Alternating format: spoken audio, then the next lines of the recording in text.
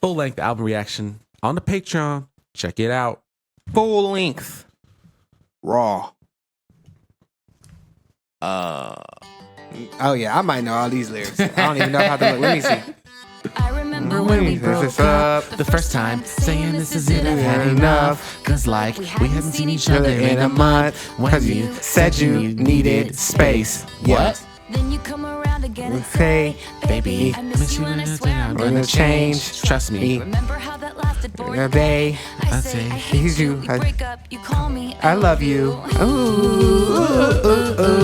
We called it off Again last night, but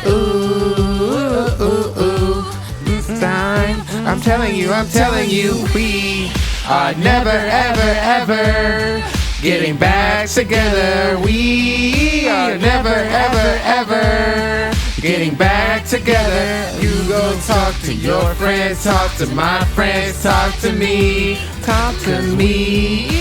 Never, ever, ever, ever getting back together. First time hearing that song. Classic. Yep, that's a hit. Mm-hmm. That's a 10 out of 10 for me. Mm-hmm. That's a 10 out of 10. Mm-hmm. That's a 10 out of 10. Yeah. That's what I want 22 to sound like for me.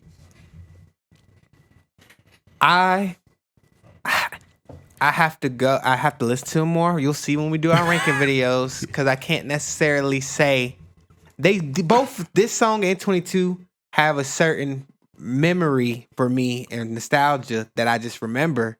So I have to really go back and get down to the nitty gritty, toil of the midnight oil, to decide whether or not one is better than the other. But this is hitting for sure. 22 still hits. And she's got a little personality in there too. For me, this one is just more of a performance. It's just a bigger performance. I hate you. We break up. You call me. I love remember you. when we broke up the first time, saying this is it. There's more story to this. The verses are better to this for me in this one than they were for 22. Okay. I hadn't seen each other in a month. You said you need a space, and then you come around. You're like, I miss you. I'm gonna change. Trust me. I remember, and that only lasted a day. Right.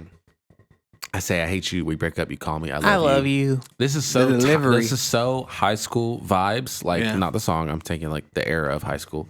Like this is literally how relationships in high school are. In fact, this is still how they are today half the time. Anyway. But yeah, like ever. like Ever.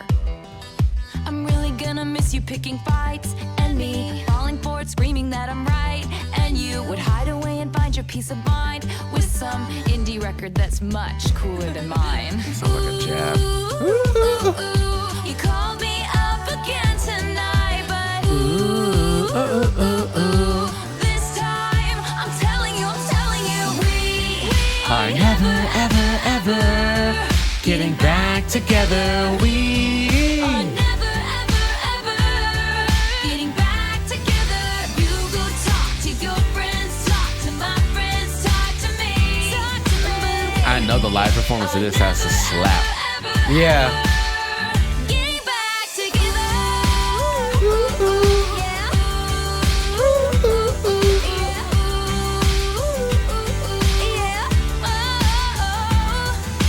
I used to think that we were forever, ever, and I like that little voice crack right there. Yep. say never.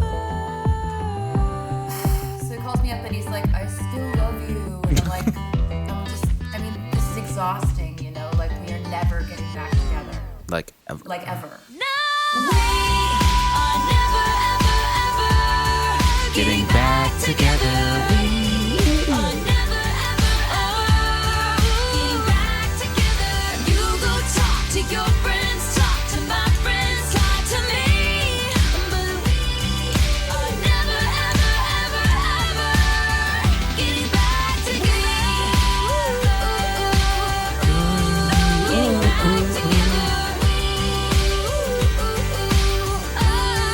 Getting back together. You go talk to your friends. talk to my friends, talk to me. Talk to me. Are never, ever, Getting back together.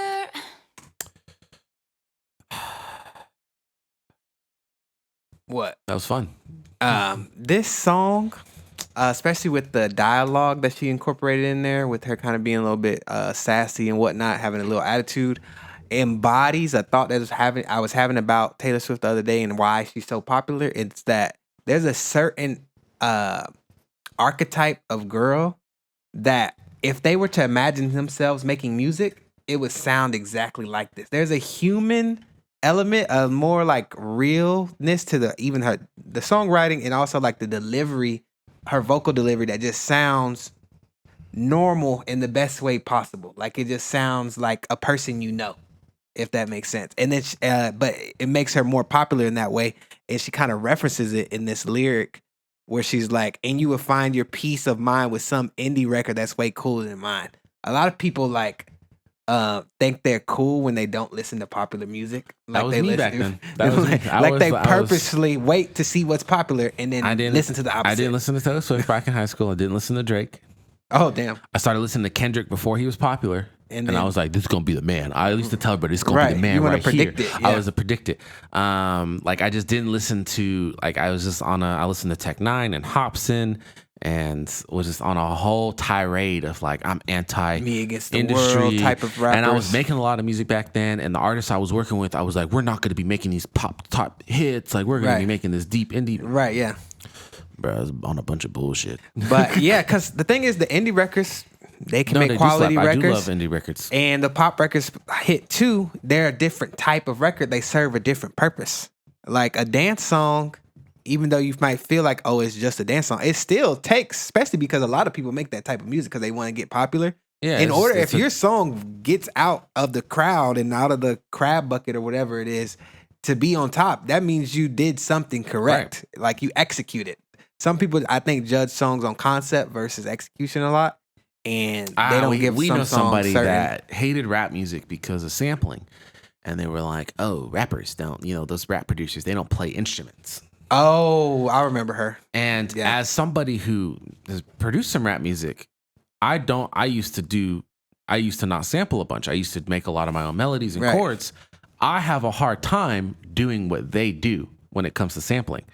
And so as someone who does play instruments, I have a lot of respect for the producers that know how to flip a sample and manipulate really well, it. because it's actually an art and it is a skill. It's not that easy. And there's some people who will take the sample verbatim, leave it the same way, almost modify it at like not even a little bit.